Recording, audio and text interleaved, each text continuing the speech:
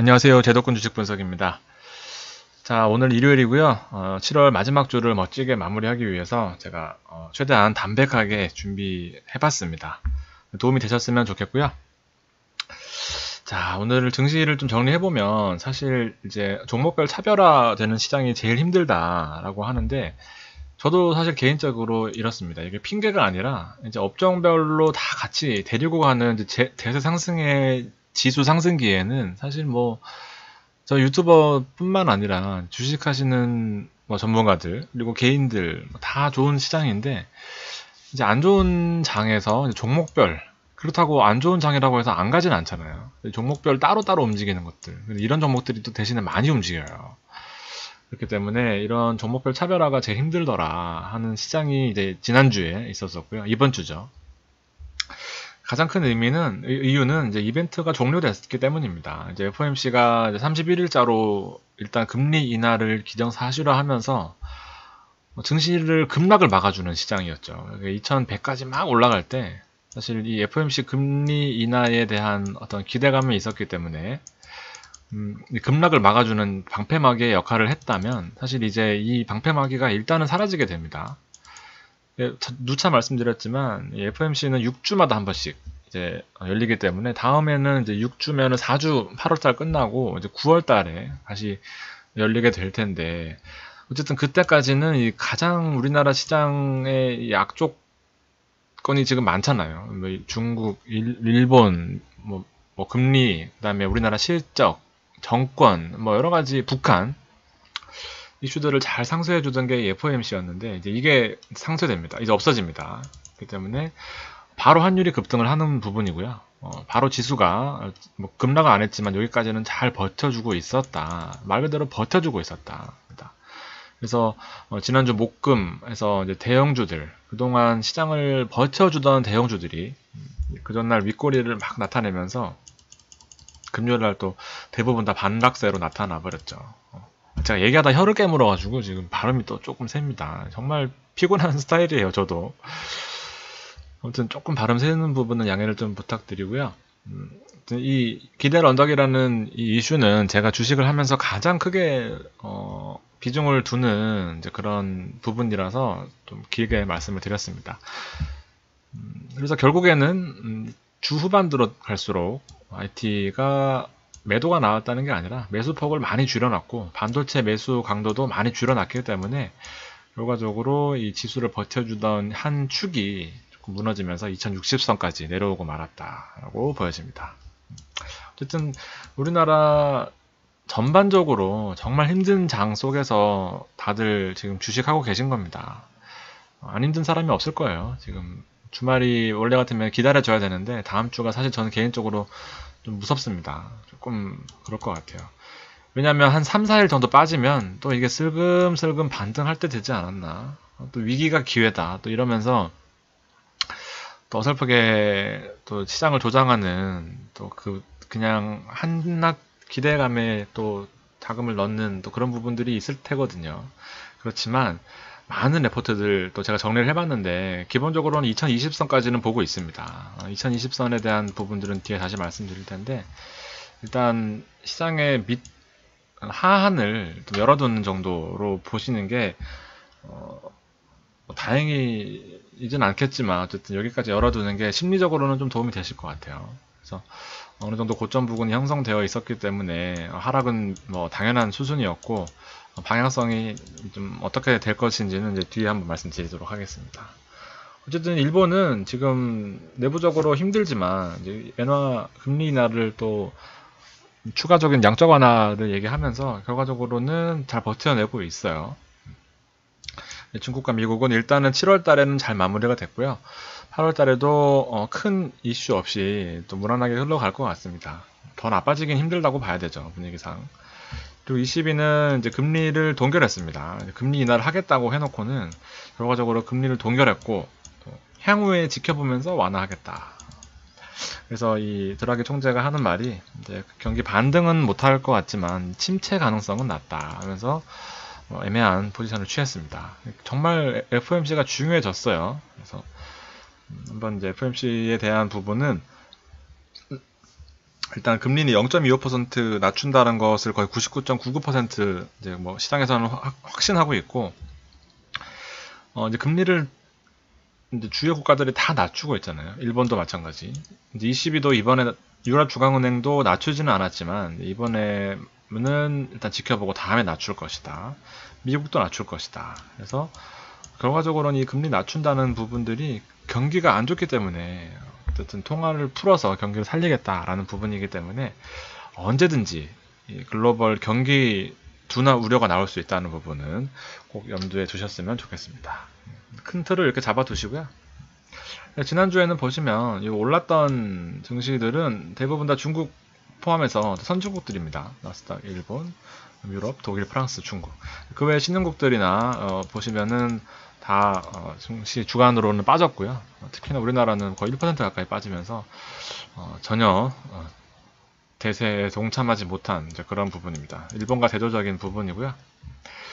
이익 모멘텀을 보시면 일단 기본적으로 이익 차트 제가 몇 번 보여드렸지만 지난 분기 대비해서 이익이 이렇게 떨어졌어요. 거의 한 40% 가까이 이익이 하락하는 와중이기 때문에 대부분 다 이익 모멘텀들이 하락하는 그 분위기지만 조선주, 그다음에 증권주, 에너지주, 자동차주, 은행 제가 우리가 한 2, 3월, 3, 4월 때 우리 증권주랑 삼성증권이랑 KB금융을 또 한참 우리 같이 보고 있었죠. 그 다음에 그 당시에도 자동차, 그래서 만도랑 현대차, 그다음에 SL은 패키지로 묶어서 현대모비스랑 이렇게 봤었고, 제가 사실 조선주는 잘 몰라요. 조선주는 뭐 사실 워낙 또 변동성도 심하고 변수도 많아서 제가 잘은 모르지만 그래서 계속해서 조선주가 이 상위에 올라와 있는 부분들을 조금 신경 써서 체크해 보도록 하겠습니다. 잘 모르겠어요. 근데 조선주는 사실 정말 어려운 분야인 것 같습니다. 어쨌든 마지막 주 시장을 정리를 해보면 일단 금리 인하는 31일 날 결정됩니다. 그래서 31일 날 결정된다는 부분이 우리나라처럼 뜬금없는 시간에 모든 사람들이 다 알고 있는 정보를 확 내는 게 아니고 FOMC는 정말로 체계적으로 치밀하게 관리됩니다. 그래서 발표가 나오기 전까지는 정말 아무도 몰라요. 옛날에는 이 배 타고 섬에 들어가서 핸드폰 통신 다 끊고 딱 여기서 발표해서 가지고 나온다는 뭐 그런 얘기도 있었습니다. 그만큼 보안이 철저하고 괜히 선진국이 아닙니다. 우리나라처럼 금리 인하할 거니까 채권 사놔 하면서 이제 아는 사람들한테 다 뿌리고 미리 다 알고 있고 기관들은 그런 거 아닙니다. 그래서 정말로 중요한 이 금리 인하를 발표할 것이고 금리 인하 속보 난 이후에는 이제 그날 새벽 3시 반에는 그 파월 연준 의장이 이제 코멘트를 합니다. 성명서를 발표를 할 거예요. 영문으로 딱 성명서가 나옵니다. 블룸버그 통신에 제일 먼저 뜰 거고요. 제가 다 업무를 했던 부분이라서 그 코멘트가 뜰 거고 영문으로 해석을 하겠죠. 합니다. 우리나라 같으면은 막 해석을 해서 앞으로 경기가 좋아질 것이다. 아니면 경기가 나빠질 것이다. 그리고 한 번 더 금리 인하를 염두에 두고 있다. 혹은 인내심을 가지고 지켜보겠다. 이런 문구 하나, 멘트 하나가 이제 시장의 변동성을 이끌어내는 겁니다. 왜냐하면 이 금리 인하는 99.99%다 알고 있는 지금 시장의 컨센서스잖아요. 그렇기 때문에 금리 인하 하더라도 별 반응 없을 거예요. 그렇지만 이 코멘트가 매우 중요합니다. 그래서 이 코멘트가 해석이 이제 중요하겠죠. 어떻게 될 것이냐. 금리 인하 한번 했으니까 변동성이 줄어들고 이제 시장이 그동안 이제 뻥튀기 돼 있던 부분들이 가라앉을 것이냐, 아니면은 뭐 이렇게 재료 소멸될 것이냐, 아니면 향후에 금리를 또 인하할 수도 있다 하면서 시장을 또 2번 부스터 역할을 할 것이냐는 이제 이날 밤에 새벽 3시 반에 결정이 날 겁니다. 그래서 우리가 밤새도록 지켜보기는 그렇고요. 그날 장 종료된 부분을 잘 보면서, 그리고 이 성명서 어떻게 이 파월 연준 의장이 얘기를 했는지가 가장 중요하다, 이렇게 보실 수 있겠습니다. 왜냐하면 ECB가 지금 금리 인하를 안 하고 동결을 했기 때문에 향후에 FOMC가 훨씬 더 중요한 역할을 하게 될 것입니다. 그래서 우리나라 같으면은 2번이 빠졌네요. 아까 말씀드렸던 금리, 환율, 무역, 그다음에 북한 이슈, 또 미사일 쏘면서 무력 시위를 하고 있죠. 그다음에 일본 이슈. 화이트리스트에 이제 뭐 뺀다는 내용은 8월 2일 날 결정될 것인데, 지금 사실 좀 웃기는 그 부분들이 있어요. 우리나라도 웃기고 일본도 웃기고 이 정말 속구장난 하듯이 여기 뺀다는 것도 마찬가지고 WTO에 이제 정식으로 제소를 했죠. 근데 이 WTO가 이런 제소에서 우리랑 일본이랑 싸웠으니까 풀어줘 하는 그런 자리가 아니거든요. 근데 여기서 제소를 했는데 공식적으로 아무 제소한 자체도 웃긴 거고 이거는 전 세계의 어떤 그런 현안들을 논의하는 자리인데 여기서 일본하고 한국이 싸웠다고 아무도 코멘트를 안 할 거 아니에요. 전 세계 사람들이. 제소한 것도 웃기고 제소했는데 아무도 말 안 해줬어 하는 일본도 웃기고 정말 소꿉장난 같이 정말 정권이 무능력하다라는 부분이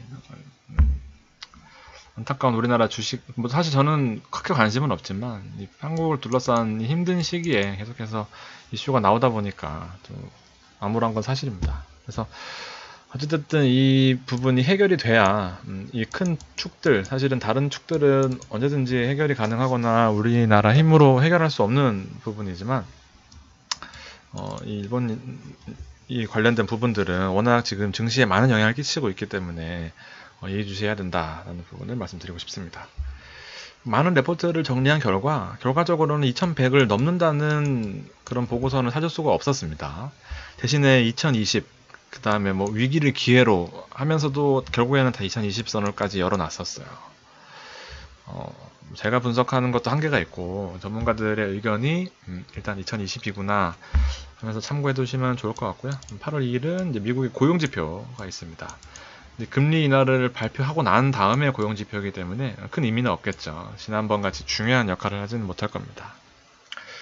자, 그래서 결론은 이 많은 이벤트들을 앞두고 정말 과연 내가 잘 현금화 해놓은 지난주에 제도권 방송을 봤다면 어느 정도 수익이 났을 것 같습니다. 그래서 그 현금을 가지고 다음 주에 과연 투자를 할 것이냐 아니면 금리 인하 이슈 이후에 또 상황을 봐서 투자할 것이냐 저 같으면은 후자를 선택할 것 같습니다. 그래서 일단 정말 적은 안 할 수는 없으니까 정말 적은 비중으로 그 분위기를 보신다.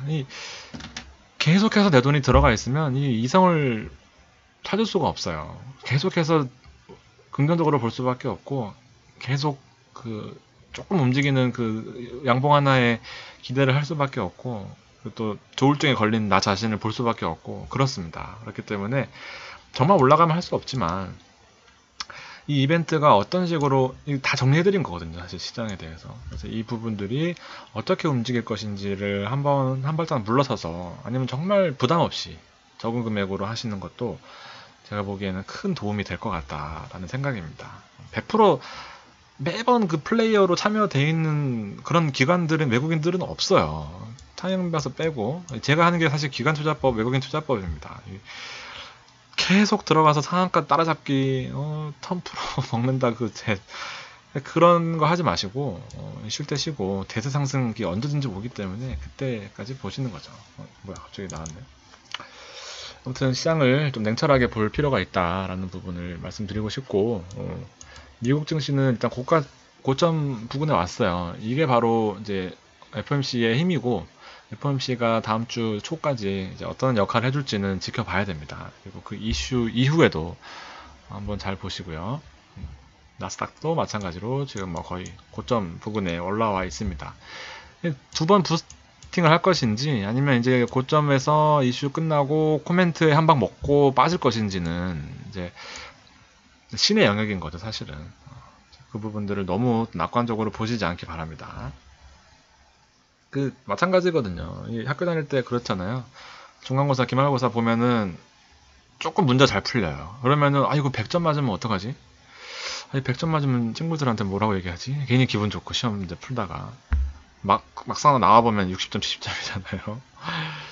시험 보기 전에 수능 만점 맞을 것 같은 그 기분을 사실 돈이 걸려 있는 거기 때문에 정말 냉철하게 봐야 되거든요.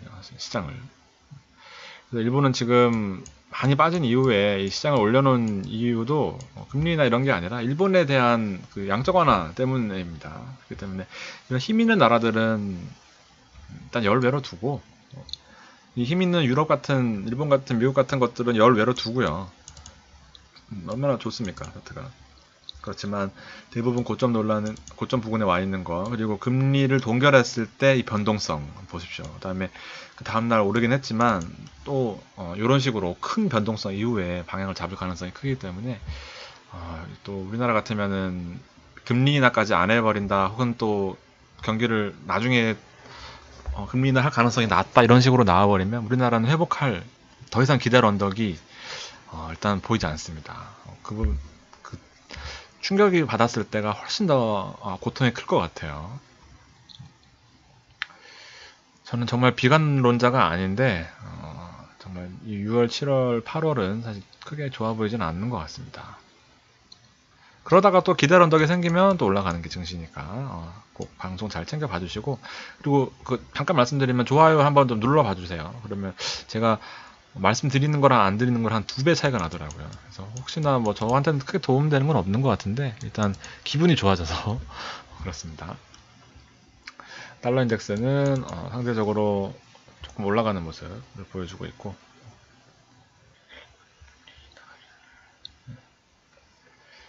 자, 결과적으로는 이 달러거든요. 사실 이때 2100, 2120, 그 다음에 여기 2100, 결과적으로는 또 2160선까지 또 올라온 거예요.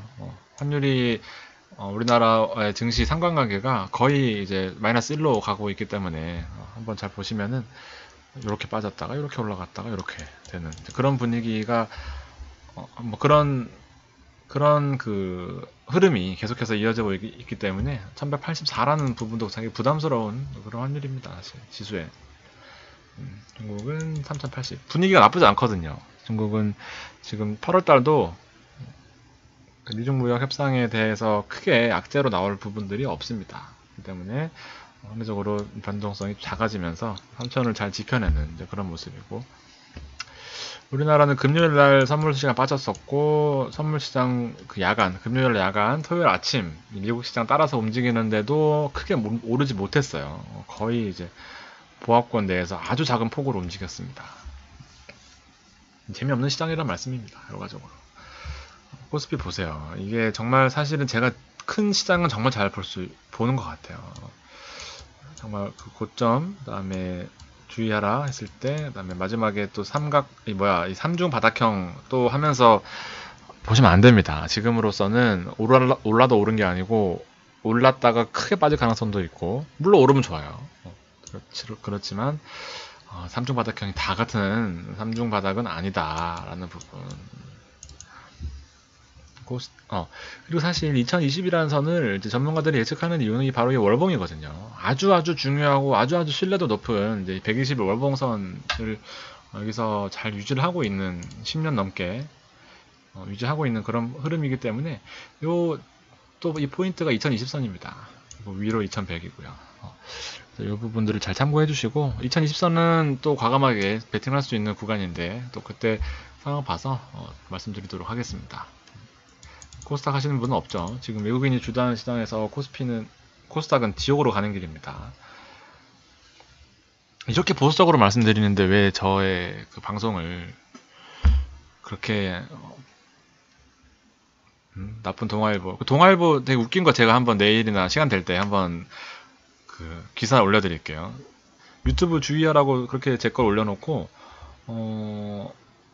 지네들은 동아일보에서 또 이상한 전문가를 또 수상을 해서 동아일보라고 해놓고 또 올려놓은 그런 것도 있어요. 예, 한번 제가 기회되면 한번 해드리겠습니다. 제가 치졸해 보여서 바로 당일날은 안 했는데 이거 제가 해놨습니다. 보여드릴게요. 되게 웃겨요.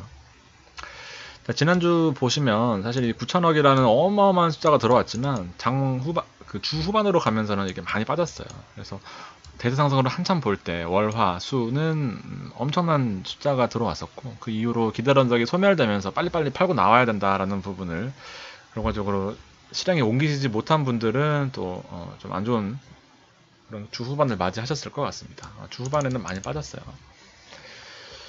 이렇게 보시면 될 것 같고요. 기관은 일단 인버스를 또 건드리기 시작했습니다. 인버스를 또 건드리기 시작했고, 셀트리온, 그리고 화학, 기아차, 이렇게 특징적인 부분, 한국전력, 우리 보는 종목들 많이 올라와 있습니다.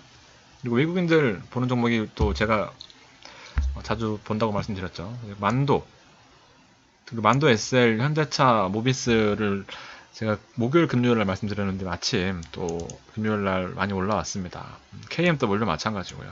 전기랑 삼바, 셀트리온, 그리고 요 두 가지 네이버까지.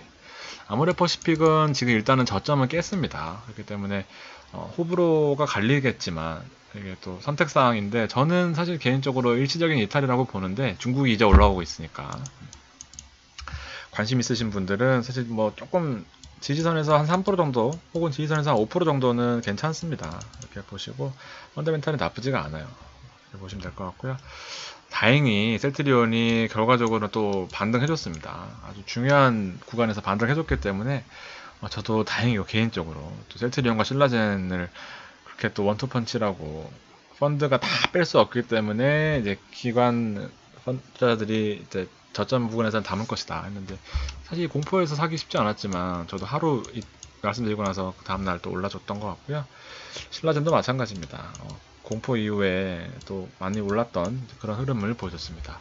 다른 바이오보다는 지금 일단은 신라젠과 셀트리온만 보고 있는 이유가 월말 되면 또 잔고 맞추려고 또 살 거거든요. 그렇기 때문에 이 부분들을 잘 말씀드렸던 것 같고요. 또 자랑을 하자면 이제 SL, 만도, 현대차, 삼총사들 또 많이 올랐습니다. 200에선 터치한 이후로 자동차주 관심 가지자 했을 때 또 그냥 코웃음 치셨겠지만, 결과적으로 보세요. 이 3만원대에서 얼마나 강한 지지선을 형성했습니까? 보시면 마찬가지 200에선에서 딱 그때 말씀드렸던 부분. 실적이 받쳐주기 때문에 일단 외국인들, 기관들은 다 좋아하는데, 개인들은 무섭거든요. 다 빠질 것 같고, 안 오를 것 같고, 그리고 잘 모르고 하기 때문에 안 보지만, 결과적으로는 공매도를 다 집어삼키면서 올라가는 아주 멋있는 종목입니다. 현대차가 못 올랐어요. 그래서 저는 개인적으로는 현대차가 테스트를 한번 하고 있는 것 같습니다. 121선에서 반등을 아주 강하게 올라올 것이다 라고 제가 개인적으로 생각하고 있는데, 잘 지켜보시면 또 저를 테스트할 수 있는 그런 부분이 아닐까 싶고, 자동차 업종 일단 영업이익이 잘 나왔어요. 실적이 너무 좋고요. 현대차, 기아차는 각각 6%, 그 다음에 16% 예상치를 상회했습니다. 예상도 좋게 봤는데 실제 까보니까 더 좋았던 거죠. 그러니까 주가가 실적 나왔으니까 빠져가 아니고 더 올라가는 부분이었고, 만도도 예상치보다도 9%, 모비스도 많이 올랐다. 그래서 이 내용들을 까보면 전반적으로 중국 포함해서 글로벌 자동차 시장이 크게 좋지 않거든요. 판매 대수가 많이 줄고 뭐 그런 부분에 있어서도 흔들리지 않았던 우리 이제 자동차 업종, 그다음에 특히나 중국은 더 안 좋았거든요. 자동차 판매 대수 미국한테 털리고 뭐 이런 부분들 때문에 훨씬 안 좋았는데, 우리나라도 중국에 대한 수출에 대한 기대는 부분이 컸었지만, 반도체랑 비슷한 흐름이죠. 반도체가 일본한테 한 대 맞으면서 오히려 지금 더 강한 펀더멘탈로 다시 한번 태어나고 있다면, 자동차도 중국에 대한 그 비중을 낮추면서 스스로 일어날 수 있는 그런 부분들을 보여줬다라는 부분 때문에 자동차 업종이 많이 컸다라는 부분입니다. 현대차, 모비스 부품도 많이 증가했다라는 부분, 전기차 얘기도 나오더라고요. 관심 있으신 분들 보시죠. 전기차 업종 많이 올랐어요. 지금 첨부랑 뒤에 뜬금없는 종목도 하나 있는데 한번 보여드릴게요. 모비스 나왔네요. 모비스도 많이 올랐어요. 모비스도 실적 부분이 받쳐주는, 그리고 예상치를 뛰어넘는 실적이라는 게 중요하고, 몇 개 종목만, 사실 종목을 안 드리고 싶은데 또 이제 괜히 조장하는 것 같아서 그렇지만, 우리가 학자가 될 게 아니기 때문에 정리를 잘 하고 종목도 잘 보면 사실 일석이조죠. 저는 그냥 좀 제가 보는 종목들만 드릴 테니까 판단은 꼭 여러분이 하셨으면 좋겠습니다. 한전도 정말 힘든 시간을 잘 버텨왔더니 정말 얼마나 많은 악재 속에서 버텨온 종목입니까? 그리고 제가 실적도 말씀드렸죠. 1분기, 2분기 때 찍고 올라올 거고, 그런 부분들이 제가 올라올 거라고 말씀드리는 게 아니라 그래요. 내용들을 보면. 그래서 27,000원까지 결과적으로는 아주 선방해서 수익 나셨던 분들도 댓글 있던데 축하드립니다. 이거 많이 힘드셨을 거예요. 정말 뜬금없이 오랜만에 이산가족 만나듯이 영성 TNS가 전기차 업종 수혜받으면서 또 2차전지 수혜받으면서 상한가, 그래서 우리 옛날에 17,000원대 아주 고생했던 그런 종목이었는데 올랐다 내렸다 거래량도 없고 그래서 개인적으로는 정말 다행인데 저도 손실 보고 팔았어요. 한 15,000원대 팔았던 것 같습니다. 지지선 무너지는 거 보고. 근데 결과적으로는 상한가로 마무리했기 때문에 또 이게 또 기대가 되는 부분이 있습니다. 근데 보통 이럴 때는 이렇게 되는 경우가 많더라고요. 한번 보시고 KMW 정말 어떻게 이런 좋은 종목이 계속해서 이렇게 올라갈 수만 있는지, 정말 5G의 대표적인 장비주 KMW와 서진 시스템은 뭐 언제든지 사도 올라가는 그런 종목이고요.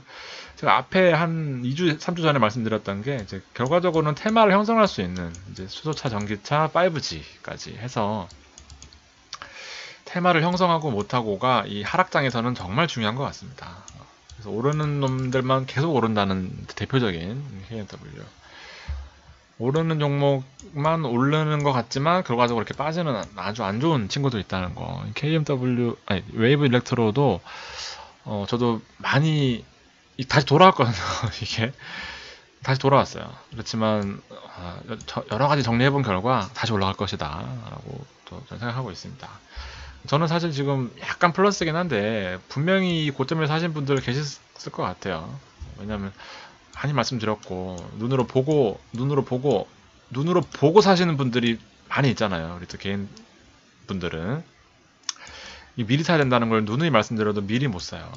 그렇기 때문에 우스갯소리로 누가 제 방송 보시면 일주일 뒤에 사면 된다라고 그 말씀하시는 이유도 미리 들어가 있는 게 사실 되게 고통스럽고 힘들거든요. 재미없고. 근데 5개 정도를 혹은 10개 정도를 가지고 있다가 싼 걸 가지고 있다가 하나 둘씩 튀어 오르는 거를 팔고 먹는 겁니다.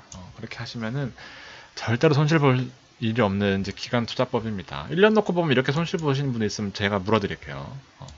맨날 이렇게 올라가는 거 보고 뛰어 오르면 이렇게 떨어지는 겁니다. 그렇게 정말 가볍게 말씀드리는 거지만 제가 8개월 내내 말씀드리는 거예요. 이런 걸 사셔야 되는 거죠, 사실은. 실리콘웍스 같은 거. 계속해서 좀 재미없는 200선에서 붙어가지고 자석같이 위로 당기고 밑으로 당기고 하고 있지만 결과적으로 이런 종목들을 사셔야 손실을 안 봅니다. 이런 종목을 사셔야 돼요. LG 디스플레이 같은 거. 괜히 지금 이제 뉴스에서 투자한다 그러면서 개인들이 달라붙어 있는 바람에 수급적으로 좀 꼬여 있는 그런 부분이지만 이것도 나중에 지켜보세요. 어떻게 되는지. 모든 악재들을 몸으로 뚫고 가고 있는 종목입니다.